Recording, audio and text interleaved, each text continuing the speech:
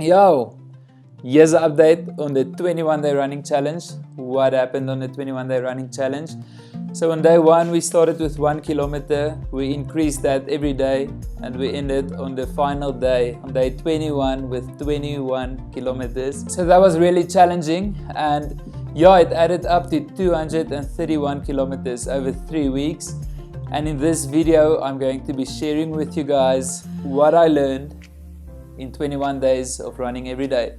So let's just get into it, and here's the 5 things I learned in the last 21 days on the running challenge. And it's actually not everything running related, it's a lot of personal growth and things that I've learned about myself in the last 21 days. So the first thing that I learned is, well, it's actually a quote that I got from a song that says, "If you never try, you'll never know. You have to plant the seed and watch it grow." So just what this told me is that all of us have abilities, and it's our responsibility to maximize these abilities in our lives. So we'll never know what we are capable of until we go out there and look at our talents, look at our potential, and just cultivate it. We have to go out there and see what we are capable of, to believe in ourselves. Because what I see in today's society is that we tend to stop as soon as something gets uncomfortable. That's why we aren't waking up early in the mornings to chase after the things we are passionate about. I think the way we can be the best is if we choose what we are committing to and giving everything to that. The second thing that I learned from this challenge is to do what's expected of you today. Because what we do, we tend to look at the whole challenge and we are demotivated today because the entire challenge looks so big. But if we focus on what we are doing today, what I have to do today, if I have to do 10 kilometers today, focus on that, because tomorrow's challenge will be a challenge of its own. And I can't think about that today already and be demotivated now. Because to be honest, on the first day I wasn't ready to run 21 kilometers. But as we pass challenges and as we commit to that which we say we are going to commit to, we are getting stronger and we are developing into the person who will be able to conquer that challenge once that day comes. The third thing that I learned is to create margin. And for me, that meant waking up earlier. In the first week, I still had 2 or 3 or 4 Ks, it wasn't far. So lockdown gave us permission to exercise from 6 to 9 in the mornings. And for me, that meant I could wake up at 9:15 and quickly go for a 2K run. But I didn't enjoy that because there was constantly this thing of I have to hurry up, I have to be somewhere in a few minutes. And when I woke up earlier and gave myself time, 2 things happened. I could be more creative in the thoughts, the time I had to think. The second thing was I could enjoy the process more. So just to summarize, the third point is create margin.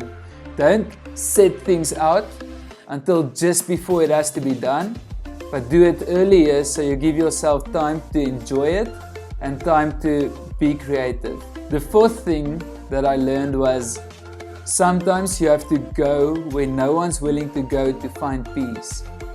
And especially in this time we are living in and in this life we are in, things seem to be so quick and we're always rushing and there's no time to sit and have peace with what we are busy with. And I realized this one morning as I stepped out just before 6 a.m. I stepped out into the street, I looked up, I saw the stars, it was still dark. I put in my headphones and I had music from Jeremy Riddle playing. And in that moment, I just realized that if I was still laying in bed for another hour or 2, I wouldn't find peace, but I have to go where no one's willing to go to find peace. And that's what we have to do sometimes. We can't just follow everyone around and do what everyone's doing and expect to have peace and expect to be happy all the time. Because we get drawn into the things everybody is so occupied with. The last thing that I learned is more in line with don't be so hard on yourself. And it's also something I heard from a sermon that I listened on a podcast. It said, excellence is not a performance, it's a heart. And I couldn't explain this to you any better than the quote itself, where finishing the challenge it wasn't about doing it at the fastest pace I could do it. It was about committing to it and staying true to that which I said I'm going to do. And I can't explain to you the joy I felt when I took that last step on day 21 after 21 kilometers. Even though on day 20 I walked the entire 20 kilometers, on day 16 I walked 15 out of the 16 kilometers. It's not about the performance, but it's about the heart. It's about committing to that which you say you're going to commit. So I want to encourage you to challenge yourself. Even if it's for 5 days or 7 days, commit for a week, 2 weeks, 3 weeks. Decide what you want to commit, the time frame, and also decide what you are going to do. And always remember that you can rather adjust the goal than making an excuse, because everybody's got an excuse for something. But if we can commit to our mountains, we can rather adjust the goals and make sure we do something and take a step closer, rather than just making excuses and not doing anything at all. So I hope you enjoyed this video. I hope you learned something. I hope you just took something out of this that's fruitful. And I would love if you could share with me something that you learned when challenging yourself. And I would also love to hear what you guys think would be a perfect 21-day challenge.